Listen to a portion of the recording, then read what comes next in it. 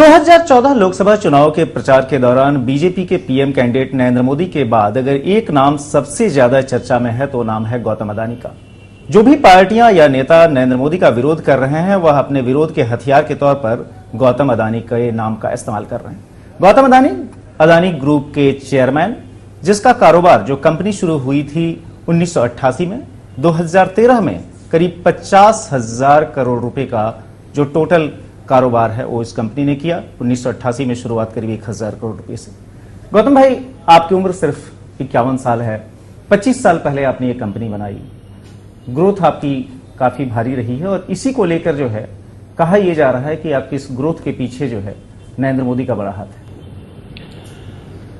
Actually 25 साल से नहीं, मेरी कारकिर्दी 30 साल पहले चालू हुई है। जब मैं 21 साल का 21 साल का था तब से कारकिर्दी चालू किया है। पहले अदानी ग्रुप का कारोबार ग्लोबल ट्रेडिंग तक सीमित था। 1991 के अंदर जब भारत सरकार ने इंफ्रास्ट्रक्चर के लिए पब्लिक पार्टनरशिप्स के ऊपर जोर देने का वादा किया, तो 1993 के अंदर अदानी ग्रुप ने एक इंफ्रास्ट्रक्चर के अंदर जाने का तय किया। 1993 में वैन लेट श्री चिमन भाई पटेल की सरकार थी, उनकी गाइडेंस के नीचे हम लोगों ने कच्छ में जाके एक सॉल्ट फील्ड बनाने का और वो सॉल्ट को एक्सपोर्ट करने के लिए कैप्टिव जेटी का परमिशन दिया। चिमन भाई की सरकार ने काफ़ी हमको मदद किया और वो प्रोजेक्ट, और वो इसलिए किया कि कच्छ पूरा बिछड़ा हुआ एक प्रदेश था और कच्छ के अंदर अपनी कंट्री के अंदर सबसे कम इंडस्ट्रियलाइजेशन हुआ था। वो खाली गांधी कंडला पोर्ट एक था और वो गांधीधाम सीमित उनका डेवलपमेंट था। तो 1993 में ये हुआ। 1995 के अंदर वैन भाजपा की सरकार केशुभाई के नेतृत्व में बनी, तब उनके मैनिफेस्टो के अंदर उन लोगों ने गुजरात का नया इंडस्ट्रियल का विकास कोस्टल बेस होना चाहिए और 10 पोर्ट उन्होंने तय नक्की किया लोकेशनल, कि गुजरात में ये अलग अलग जगह पे 10 पोर्ट बनेगा। उसमें कच्छ में ये मुंद्रा उन्होंने एक लोकेशन नक्की किया था। फिर केशुभाई की सरकार थोड़े टाइम के अंदर गिर गई। शंकर सिंह भाई वाघेला की सरकार आई, सुरेश भाई मेहता की सरकार आई, उन्होंने उसको आगे बढ़ावा दिया। उनके कार्यकाल के अंदर ये हमारे को अप्रूवल मिली है। ये चिमन भाई पटेल ने हमको सर्टन लेवल पे जमीन दिया। फिर शंकर सिंह भाई वाघेला की सरकार में हुआ, सुरेश भाई मेहता की सरकार में हुआ। तो एक पोर्ट का काम हमारा 1998 टू 2001 तक हुआ।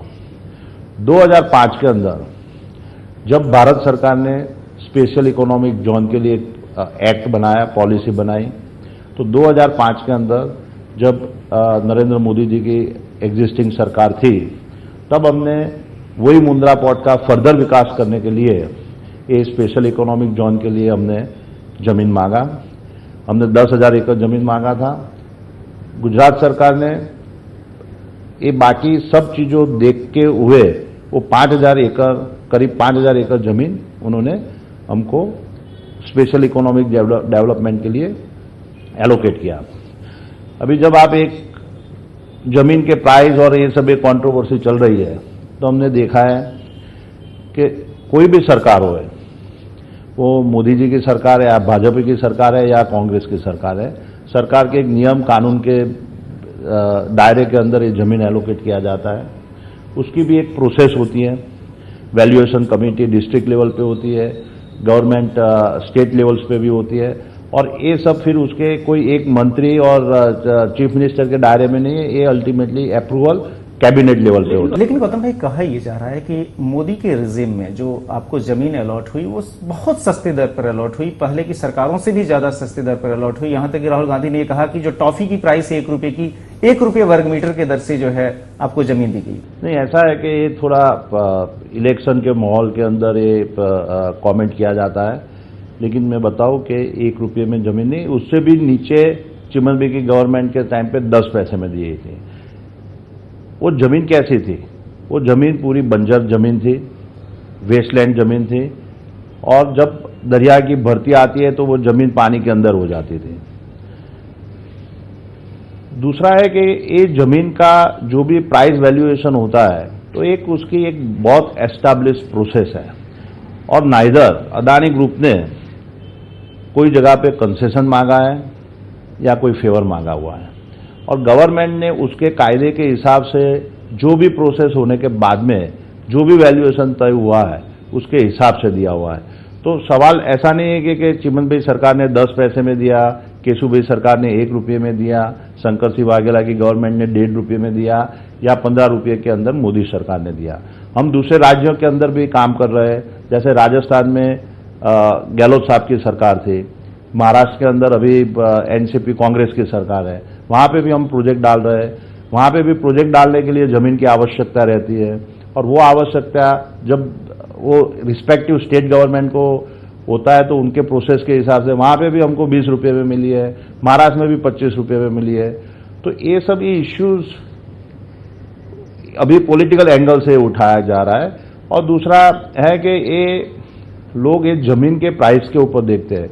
अदानी का काम कोई जमीन सरकार से लेके जमीन बेच देने का काम नहीं है। अदानी का काम है कि उसके ऊपर इंफ्रास्ट्रक्चर क्या डेवलप किया है। वो जमीन के ऊपर आज हमने 50,000 करोड़ से ऊपर का उसके ऊपर रोकान किया हुआ है, वर्ल्ड क्लास इंफ्रास्ट्रक्चर पैदा किया हुआ है। आज वो कंट्री का लार्जेस्ट पोर्ट बन गया है 12 साल के अंदर, जबकि एस्टैब्लिश पोर्ट जो मेजर पोर्ट और वो सब है जो गवर्नमेंट के बजट एलोकेशन और उनकी सहायता से बने हुए हैं, 50-100 साल से बने हुए हैं, उसको भी 10-12 साल के अंदर उसकी ऊंचाई पे उससे आगे ले गए हैं। लेकिन ये जो आरोप है कि अभी राहुल गांधी ने कल ही कहा कि अगर गुजरात में किसी को समृद्ध होना है तो उसका सरनेम अदानी होना चाहिए, कि आपने इतनी प्रोग्रेस हासिल की है मोदी रिजीम में, इतनी उस सरकार की बैकिंग आपको मिली है, ये आरोप जब लगता है आपके ऊपर? ऐसा है कि वो पॉलिटिकल आरोप है तो मैं उस पर ज्यादा कमेंट नहीं करूं, वही अच्छा है। ये बताइए, एक आरोप ये भी लगता है कि जो नरेंद्र मोदी आपके जो हवाई जहाज हैं उनका इस्तेमाल कर रहे हैं, आज से नहीं बल्कि पिछले 7-8 साल से, और इस तरीके से आप उनको एक फेवर दे रहे हैं। वो ऐसा नहीं है। गुजरात, हम गुजरात बेस्ड कंपनी है, गुजरात में हम कॉरपोरेट है कि जिसके पास प्लेन है और उनको एक सुविधा रहती है। दूसरा है हमारा जो एविएशन डिपार्टमेंट है वो गवर्नमेंट ऑफ गुजरात को या भाजपा पार्टी को या किसी को भी, आज हमारी ग्रुप की अलग अलग कंपनी को भी जो इस्तेमाल होता है तो उसका बिलिंग होता है बाकायदा और उसके बेसिस के ऊपर पेमेंट लिया जाता है। तो उसमें ये पूरा जो चीज है वो तो हमारा एविएशन डिपार्टमेंट करता है, तो उसमें कोई फेवर और उसकी कोई बात है नहीं। ये बताइए कि जो है जब इस तरह के आरोप लगते हैं और लगातार लग रहे हैं, एक बड़ा आरोप यह है कि मोदी के पूरे कैंपेन को 5-6 बड़े इंडस्ट्रियल ग्रुप जो है वो स्पॉन्सर कर रहे हैं, फाइनेंस कर रहे हैं।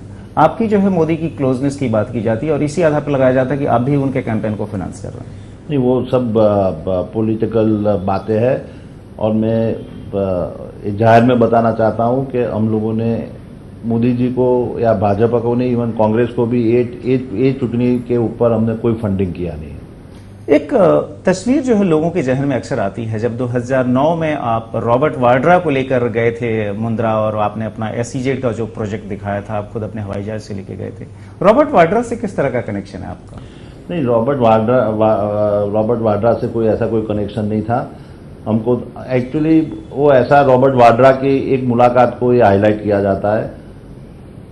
हम अकेले रॉबर्ट वाड्रा जी को नहीं, पर लेकिन जितने भी मिनिस्टर्स होते हैं, ब्यूरोक्रेट्स होते हैं, व्यापारी आलम से इंडस्ट्रियलिस्ट होते हैं, तो हम इसलिए लेके जाते हैं कि वो लोग देखें कि मुंद्रा का विकास हम लोगों ने क्या किया है। हम लोगों की एडवाइस लेते हैं, उसके ऊपर हम और आगे क्या काम कर सकते हैं उसकी भी एक बात होती है। तो जो रॉबर्ट वाड्रा साहब की जो एक मुलाकात थी वो सौजन्य मुलाकात थी, उसको दूसरी तरह से देखना नहीं चाहिए। गौतम भाई, लेकिन आखिर ऐसा क्यों होता है कि जब ओपिनियन पोल्स में मोदी की सरकार बनती हुई दिखाई जाती है, NDA को बहुमत मिलते हुए दिखाया जाता है, उसी वक्त आपके जो ग्रुप के जो तमाम कंपनीज हैं उनके शेयर रेट जो है बढ़ने शुरू हो जाते हैं और फिर लोग ये कहते हैं कि चूंकि आप करीब हैं और मोदी अगर सत्ता में आए तो आपको फायदा मिलेगा, इसीलिए आपके शेयर में रैली हो रही है। वो अभी स्टॉक मार्केट की कैसे रैली होती है वो तो स्टॉक मार्केट जाने, लेकिन नेचुरली कोई भी स्टॉक मार्केट जब कोई स्ट्रांग गवर्नमेंट आती है जिसके ऊपर इन्वेस्टरों को लगता है कि भाई ये सरकार में निर्णय शक्ति ज़्यादा होगी और जिससे इंडस्ट्रीज का और ट्रेड का भला होने वाला है, तो नेचुरली वो उसके बाकी तो अभी सरकार तो बनी नहीं है। ये जो अभी ये जो स्टॉक की रैली जो हो रही है वो तो एक लोगों को ऐसा है कि कोई स्ट्रांग गवर्नमेंट आएगी उसके बेसिस पे हो रहा है। अरविंद केजरीवाल गुजरात आए थे और मुंद्रा भी गए थे और वहां से लौट के जब आए तो उन्होंने कहा कि गुजरात में तो अंबानी और अदानी की सरकार चल रही है। क्या आप वाकई गुजरात सरकार में इतना इन्फ्लुएंस रखते हैं? देखो ऐसा है, मोदी जी की सरकार के अंदर ये कोई ऐसा क्लेम करता है कि कोई एक आदमी या दो इंडस्ट्रियलिस्ट या मीडिया या फिर कोई सरकार चलाता है, तो वो आई थिंक मेरे ख्याल से वो मोदी को जानते नहीं है। मोदी जी किसी को भी सरकार चलाने के लिए वो अलाउड नहीं करते हैं एंड मैं समझता हूं कि वो सबसे बढ़िया गवर्नेंस का मॉडल है। आप ये बताइए कि आप 2001 में मोदी गुजरात के मुख्यमंत्री बने, 2002 में दंगे हुए थे, उसके बाद से एक रिसर्जेंट ग्रुप ऑफ गुजरात करके एक इंडस्ट्रियल ग्रुप बनाया गया जो कि मोदी को बैक कर रहा था, जिस तरीके से उनकी आलोचना हो रही थी। क्या वो दौर था जिसमें आप उनके करीब आए या पहले से आप उनको जानते थे? नहीं, मैं मोदी जी को 25 साल से जानता हूं, जबकि वो जनरल सेक्रेटरी थे तब से जानता हूं, और जब हमारे को स्टेट गवर्नमेंट के कोई काम नहीं था तब से उनको जानता हूं करीब से। जब बात आती है रिसर्जेंट की और उसकी, सवाल वो नहीं है। मोदी जी को चीफ मिनिस्टर बना तो कोई भी गवर्नमेंट के चीफ मिनिस्टर के साथ में जहां आपका कारोबार है उनके साथ में बैठ के आपको काम करना है, आपको आपके इंडस्ट्रियल डेवलपमेंट का बढ़ावा करना है, आपको नेशन बिल्डिंग का काम करना है। तो ये सब जो चीजें होती है, कोई भी स्टेट गवर्नमेंट के साथ में हाथ मिलाए बिना ये काम सब हो नहीं सकता है। मोदी से आपके संबंध की तो बात होती है, लेकिन बताया जाता है आप शरद पवार के भी उतने ही करीब हैं। क्या जो सो देश के बाकी कई राज्यों में भी आपका कारोबार फैला हुआ है? वाकई इस तरह के कई नेताओं से आपकी दोस्ती है? इसमें दोस्ती का नहीं है, ये रिस्पेक्टेबिलिटी का एक बात है, और ये रिस्पेक्टेबिलिटी तब बनती है, और मैं मानता हूं कि जब आप कोई भी इंडस्ट्रियल डेवलपमेंट और इंफ्रास्ट्रक्चर डेवलपमेंट करते हो, वो जहां पे जो स्टेट में आप काम करते हो वो स्टेट में जो भी लीडरशिप होती है, वो कोई भी सरकार की या कोई भी पक्ष की होती है, आप उसके साथ में बैठ के उनका क्या विचार है, वो किस तरह से सोच रहे हैं और आप किस तरह से करना चाहता है, वो उसका आदान प्रदान और वो अलाइनमेंट नहीं होता है, तब तक कोई आप डेवलपमेंट नहीं कर सकते हो। आप पर जब आरोप लगते हैं कि गुजरात में आपको इस सरकार ने फेवर किया, मोदी सरकार ने, अभी कपिल सिब्बल ने आरोप लगाया कि आपको बिना ऑक्शन के जमीन दी गई मुंद्रा में, जबकि रॉबर्ट वाड्रा ने तो राजस्थान में प्राइवेट जमीन ली, और इस तरीके से आपको ज्यादा फेवर किया गया रॉबर्ट वाड्रा के मुकाबले यहां पर बिना ऑक्शन के जमीन मिलना। ऐसा है कि SEZ मुंद्रा में बनाने का प्रपोजल कोई गवर्नमेंट का या सरकार का नहीं था। वो जो ऑक्शन की जो बात करते हैं, मैंने सुना नहीं है कपिल सिब्बल साहब ने कौन से दायरे में बात किया है, बट ये प्रपोजल तो हमारा प्रपोजल था, सरकार का प्रपोजल नहीं था कि भाई यहाँ जब सरकार को कुछ करना होता है तब वो ऑक्शन करते हैं। तो इसमें ये सरकार का कोई प्रोजेक्ट नहीं था, वो प्रोजेक्ट हम लोगों ने आइडेंटिफाई करके हमने बोला था, और सरकार के पास जमीन पड़ी थी, तो उसमें से उन्होंने जो भी उनको लगा कि ये प्रोजेक्ट के लिए जमीन की कितनी आवश्यकता है, उसके बेसिस के ऊपर आज हमने SEZ डाला है। और भारत सरकार में वो कांग्रेस की UPA गवर्नमेंट ने जब हमको अप्रूवल दिया है तो कोई ऑक्शन से नहीं दिया है अप्रूवल। मार्केट रेट से काफी सस्ते दर पर जमीन दी गई मुंद्रा के लिए जो आरोप लगता है, उसके बारे में आपका क्या कहना है? साथ में यह भी कहा जाता है कि किसानों से जबरदस्ती जमीन ली गई। ऐसा है कि हम लोगों ने आज किसी को मुंद्रा की परिस्थिति का ख्याल नहीं है, जो आरोप कर रहे हैं वो उनको परिस्थिति का ख्याल नहीं है। जब हम 1993 में मुंद्रा में हमने पग रखा था, वो टाइम पे प्राइवेट जमीन का प्राइस 400 से 500 रुपया एकड़ का था। वही टाइम पे हम चाहते तो इवन 10 गुना 5,000 रुपया पर एकड़ का प्राइस लेके भी वो जमीन एक्वायर कर सकते थे, लेकिन हमारी सोच में था कि भाई यहाँ पे हम लोग आगे इतना बड़ा डेवलपमेंट करते हैं तो हम कोई भी प्राइवेट एग्रीकल्चर लैंड पे हाथ नहीं लगाते हैं, और हम जो गवर्नमेंट की जो लैंड है, जो खराबा की लैंड है, उसको जिसमें डेवलपमेंट का खर्चा उससे कहीं गुना ज़्यादा प्राइवेट लैंड की परचेज से होता है, वो उस पर हमने हमारा मन स्थिर रखा। और आज वहाँ का एक भी फार्मर ऐसा नहीं बोलता है कि अदानी ने गवर्नमेंट के कोई एक्विजिशन रूट से कोई उनकी 1 एकड़ जमीन लिया है। तो आज वहाँ पे जितने फार्मर्स और वो है वो खुश है अदानी के डेवलपमेंट से, क्योंकि हमने उसकी जमीन लिए बिना उनका जमीन का दाम वो 100 से 1000 गुना कर दिया है। तो आज तक वो ये जो आरोप ये बोल रहे हैं तो उनको ये पूरा मालूम नहीं है कि भाई अदानी ने 1 एकड़ भी जमीन फार्मर्स की कोई गवर्नमेंट एक्विजिशन रूट से लिया नहीं है। यानी आपका ये कहना है कि जो भी जमीन आपने एक्वायर की वो गवर्नमेंट की जो खराबा की जमीन थी या जो वेस्टलैंड था आपने सिर्फ उसको हासिल किया? वही हासिल किया है और गवर्नमेंट ने जो एलोकेट किया है वो गवर्नमेंट के हाथ में जो भी वो वेस्टलैंड थी उसको ही दिया हुआ है। भारत के टॉप 10 इंडस्ट्रियल ग्रुप में आपका ग्रुप है, इलेक्शन हो रहे हैं, क्या वजह है कि सिर्फ और सिर्फ आपको आरोपों के घेरे में रखा जा रहा है? कुछ लगता है आपको कि सिर्फ आपको क्यों टारगेट किया जा रहा है? हमको भी मालूम नहीं पड़ता है कि ये अदानी की लैंड का मुद्दा ये किस तरह से है कि जितना ये इलेक्शन का ये सेंटर मुद्दा बना के रखा हुआ है। लेकिन आज ये जमीन हमको 20 साल पहले भी मिली है, 12 साल 10 साल पहले भी मिली है, आज तक कभी ये कंट्रोवर्सी खड़ा हुआ नहीं है। आज हम लोगों ने वो कंट्रोवर्सी में वो बात नहीं कर रहे कि अदानी ने वहां पे जो कच्छ बिछड़ा हुआ जिला था, जो आज इन पूरे कंट्री का हॉटेस्ट कॉमर्शियल एक्टिविटी हो रहा है, तो वहां पे कच्छ में हो रहा है। आज 2001-2 के अंदर ये अर्थक्वेक आया। कच्छ का जिला ऐसा है कि एवरी ऑल्टरनेट ईयर जहां पे ड्रॉट होता था वहां लोगों को एम्प्लॉयमेंट के लिए वो बॉम्बे जाना पड़ता था। आज वहां पे लेबर नहीं मिल रहा है। एम्प्लॉयमेंट के लिए लोगों को आने, सब उद्योग, छोटे छोटे उद्योगकार है जो छोटे छोटे चीज चला रहे हैं, आज खुश है, उनकी जमीनों का भाव बढ़ गया हुआ है।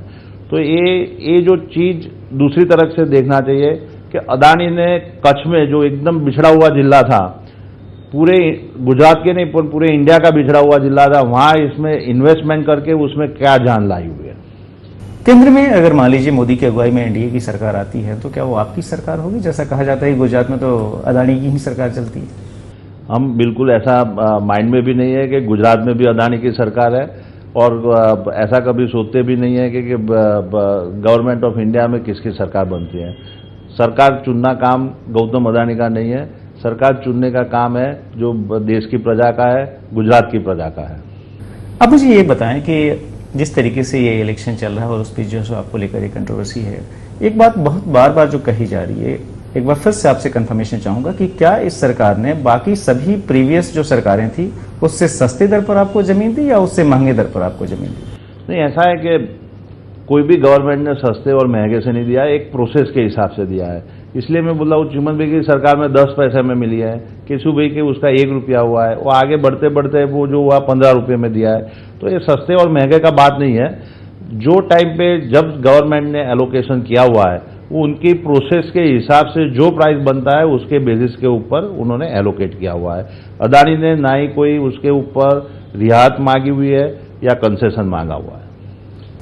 आपके ग्रुप पर यह भी आरोप है कि मुंद्रा एसईजेड जब आप डेवलप कर रहे थे तो आप लोगों ने बिना किसी किस्म का इन्वायरमेंट क्लियरेंस लिए हुए वहां ऑपरेशन शुरू कर दिया, जिसके ऊपर गुजरात हाईकोर्ट ने स्टे भी लगाया वहां के ऑपरेशन पर। क्या वाकई इस तरीके से आप लोगों ने रूल्स को वायलेट किया था उस वक्त? इसमें गुजरात हाईकोर्ट ने एक इंटरप्रिटेशन किया है कि हम लोगों ने एसईजेड का डेवलपमेंट यूनिट को जो दिया हुआ है वो हम लोगों ने जब 2008 में जब जमीन मिली, 2008 में हमने ऑलरेडी एनवायरनमेंट के लिए अप्लाई कर दिया था। 2010 के अंदर एनवायरनमेंट जो कमिटी है उन्होंने क्लियर किया था, लेकिन कई कारण की वजह से गवर्नमेंट ऑफ इंडिया ने उसको फाइनल अप्रूवल दे नहीं पाए थे। मीनवाइल 10-12 यूनिट ने उन लोगों ने खुद की इंडिविजुअल एनवायरनमेंट परमिशन लेने के बाद में वो यूनिट चालू किया है। हमने बाकी का एसईजेड का काम अभी तक कुछ चालू नहीं किया है बिकॉज हमको अभी एनवायरनमेंट की परमिशन नहीं मिली है। लेकिन हाईकोर्ट ने रूलिंग ऐसा किया है जो हम लोगों ने चैलेंज किया है सुप्रीम कोर्ट में, और वो मैटर अभी सब जुडिस है। हाईकोर्ट ने ऐसा रूलिंग किया है कि हम कोई भी यूनिट को जब हमको एनवायरनमेंट परमिशन नहीं मिली है तो हम उसको लीज पे जमीन दे नहीं सकते हैं। तो वो एक मुद्दा है, टेक्निकल मुद्दा है जो हमने चैलेंज सुप्रीम कोर्ट में किया हुआ है। तो अभी ये मैटर सब जुडिस है, लेट सुप्रीम कोर्ट डिसाइड। एक आखिरी सवाल गौतम भाई कि जिस तरीके की लाइमलाइट में आप हैं, भले ही निगेटिव रीजन से हो पॉजिटिव रीजन से हो, इन चुनाव में तो निगेटिव रीजन से ही आपकी मोदी से क्लोजनेस को लेकर, आपको लगता है कि मुफ्त की पब्लिसिटी आपके लिए अच्छी है या बुरी? नहीं, ये इलेक्शन के मुद्दे के हिसाब से कोई भी पब्लिसिटी है वो अच्छी नहीं है, वो मैं मानता हूँ। आज एक्चुअली पब्लिसिटी में ऐसा होना चाहिए कि अदानी ग्रुप ने नेशन बिल्डिंग के लिए, इंफ्रास्ट्रक्चर के लिए कितनी लगन से काम किया हुआ है, वो उसकी पब्लिसिटी आती नहीं है और ये चुनाव का मुद्दा बना है, वो हम भी मानते हैं कि ये अच्छा नहीं है। धन्यवाद गौतम भाई। ये थे गौतम अदानी, सिर्फ 51 साल के हैं और एक बड़ा एम्पायर जो कि अदानी ग्रुप के तौर पे जाना जाता है, जो कि देश के टॉप 10 इंडस्ट्रियल ग्रुप में है, वो बता रहे थे कि जो आरोप उन पर लगते हैं मोदी से क्लोजनेस को लेकर या फिर ये कि कच्छ में उनको काफी सस्ते दर पर जमीन देकर फेवर किया मोदी सरकार ने, इन तमाम आरोपों का खंडन करते हैं। साथ में जो बाकी राजनीतिक आरोप हैं उससे भी किनारा करते हैं और ये कहना है कि मोदी से जो उनकी क्लोजनेस है कहीं भी उसका कोई बेजा इस्तेमाल नहीं हुआ है और सारी जो प्रोसेस रही है, चाहे वो जमीन आवंटन की हो या फिर दूसरे निर्णय हुए हों, वो नियमों के तहत हुए हैं। और गौतम अदानी का ये मानना है कि जो भी अगर उनके नाम पर राजनीति की जा रही है वह महज और महज चुनाव को ध्यान में रखकर की जा रही है।